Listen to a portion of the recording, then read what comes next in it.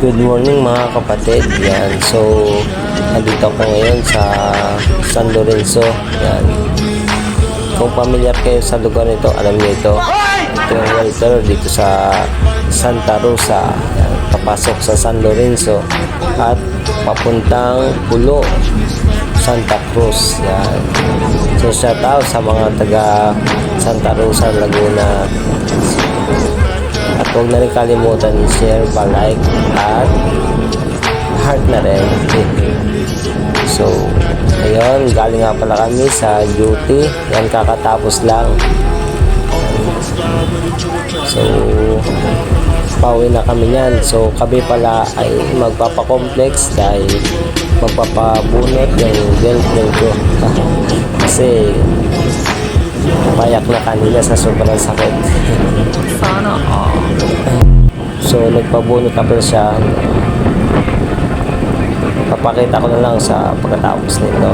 So, ang kinalabasan pala kung magkano ang bunot na dito, grabe.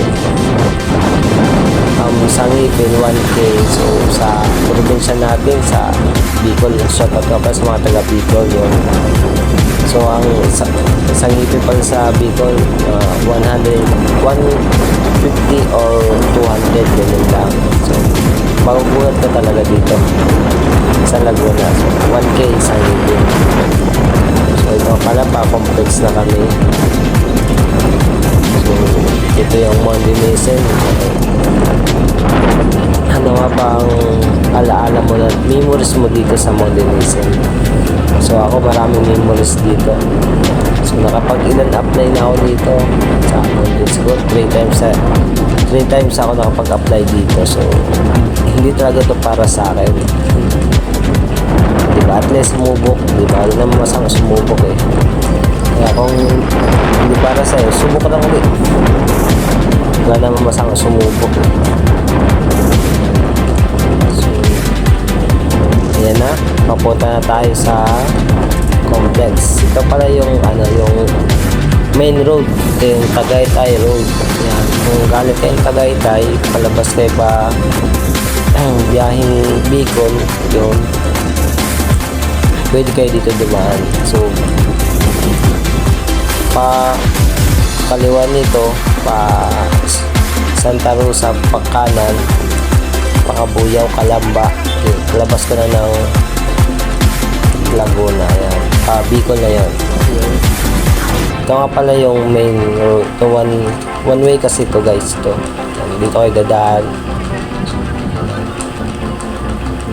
Hindi ko alam kung ano itong ginagawa na itong building. Kasi parang grocery store siya eh.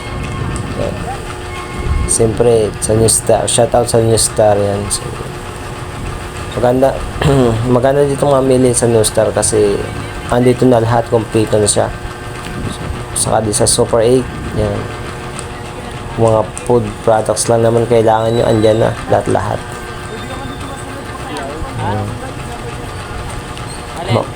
Mapapalay lang talaga dito guys kasi iikot pa kayo yan.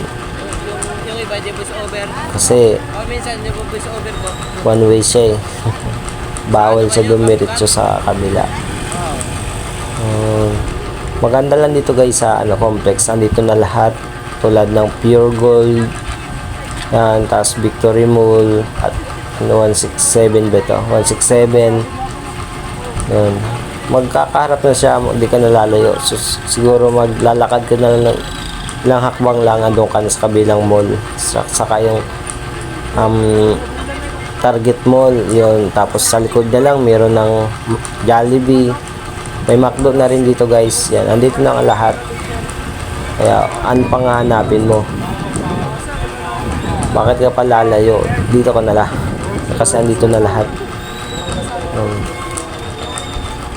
So ayun, isang oras siguro nito guys, alas 4 kasi out namin sa trabaho namin, alas 3. So almost 5 na rin kami nakakauwi kasi sobrang traffic, lalo na ngayon long weekend yan, uuwian.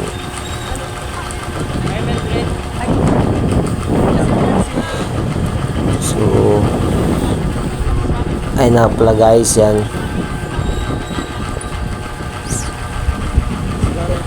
Ito pala guys, may pa Unitap. Yan, isa sa malaking groceries. Yan. Andyan na lahat. May Jollibee na yan. Saka ito pa Target Malls yan. Pag ikot-ikot mo pa lang guys, ito na yung unang-unang makikita mo, Target Malls. Andyan nga pala yung sakayan ng papuntang Turbina, Cubao, Batangas, Alabang, yan, andyan na lahat. Kaya sulit talaga pag dito ka nakatira. Saka nang una guys, yung mga palengke yan guys. Yan, tapos mga prutas, damit, yan lahat-lahat. Andyan na. Hindi ka lalayo. Kompleto na siya.